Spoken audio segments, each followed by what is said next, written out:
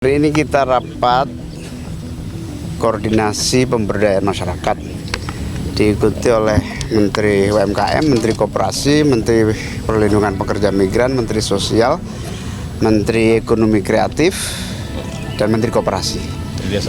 Kemudian Menteri Desa. Berbagai agenda pemberdayaan dimulai dari keinginan agar graduasi masyarakat miskin, mulai dari miskin ekstrim, miskin menjadi berdaya mandiri. Dari sana ada banyak isu-isu yang harus ditangani cepat. Salah satunya data tunggal agar tepat sasaran. Yang kedua, meningkatkan kapasitas usaha kecil menengah dan koperasi dengan memberi kapasitas kemampuan, kemudian bahan baku, holding antar UMKM akan kita lakukan agar usaha besar bersinergi kolaborasi dengan UMKM. Lalu kita juga akan melakukan atas perintah Pak Presiden meningkatkan kapasitas dan kemampuan para pekerja migran yang ke luar negeri.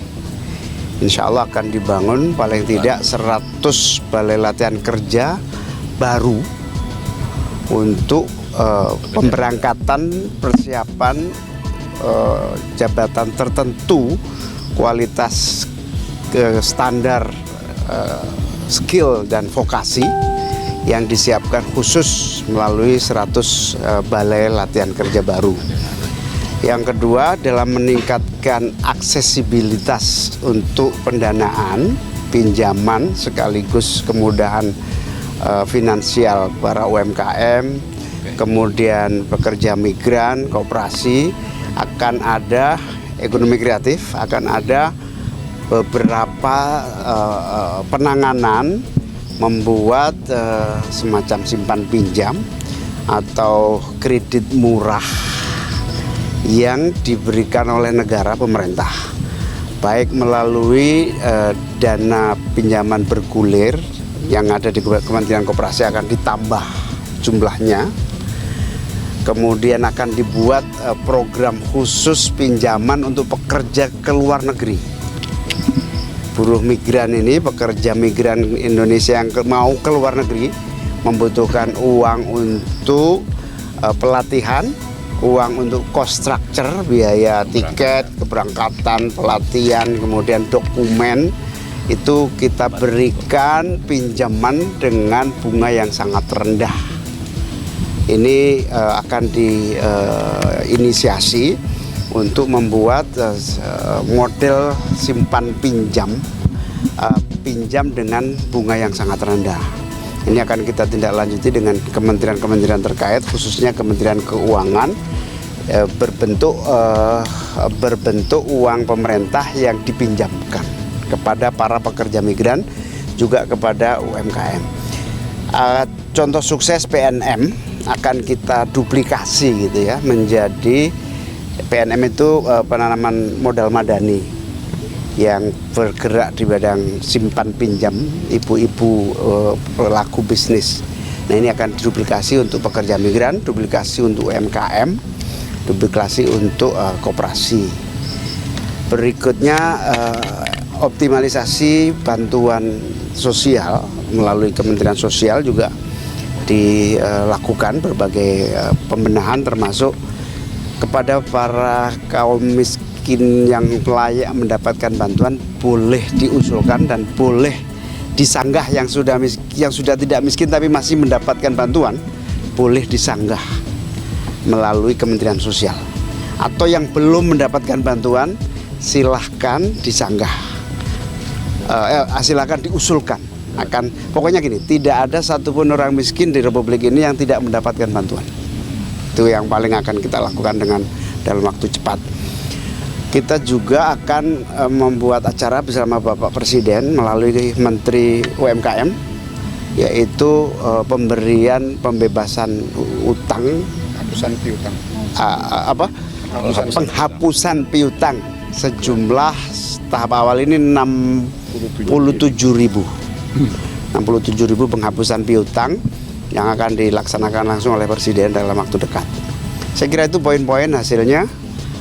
Intinya pemberdayaan masyarakat itu akan ambil langkah-langkah, termasuk Pak Presiden juga ingin membuat sekolah khusus untuk anak-anak yang tidak mampu tapi masih di bawah naungan orang tua, dibina langsung khusus dalam sekolah rakyat.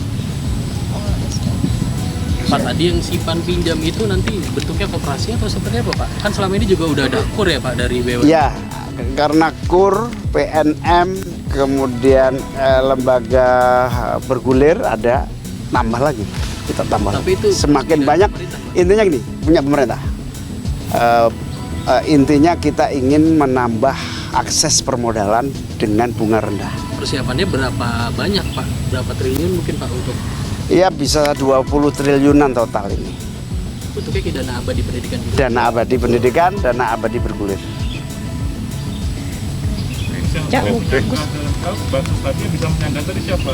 Tetangga kalau ada tahu orang sudah mampu tapi masih dapat, silahkan menyanggah. Bila tetangga ini udah kaya kok masih dapat, ya silahkan. Ada aplikasi khusus dari Kemensos online. Cek bansos. Cek bansos. Aplikasinya cek bansos, di situ ada usul sanggah.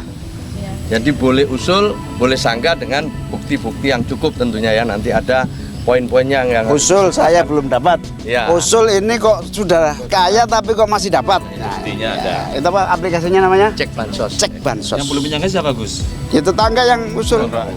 Masyarakat. Wartawan lebih-lebih. Di sini agak kepo dikit Gus. Selain dari program di dalam, tadi kan ada Hotman Paris juga ya. Jadi boleh. Oh beda ruangan.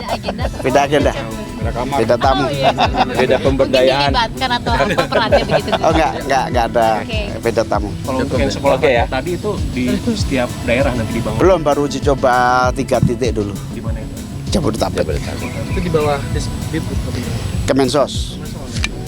Itu yang nanti yang sekolah di situ yang diutamakan yang seperti Yang tidak mampu. Yang ekstrim. Miskin ekstrim. Sebetulnya diutamakan boardingnya ya, yang paling penting itu, sehingga gizinya tertangani. dan itu bebas biaya. Iya, kita uji coba. Terus kenapa di sejauh ini kan? Yang paling banyak orang ya, Terus sejauh ini kan juga insentif yang diberikan pemerintah kan cukup jangka panjang ya. Sedangkan kemarin inflasi kita di 2024 itu paling rendah sepanjang sejarah 1,57%. Kalau dari pemerintah insentif yang untuk jangka cepatnya nih untuk menyelesaikannya ada nggak Gus? Menteri Keuangan itu yang tahu ya detailnya.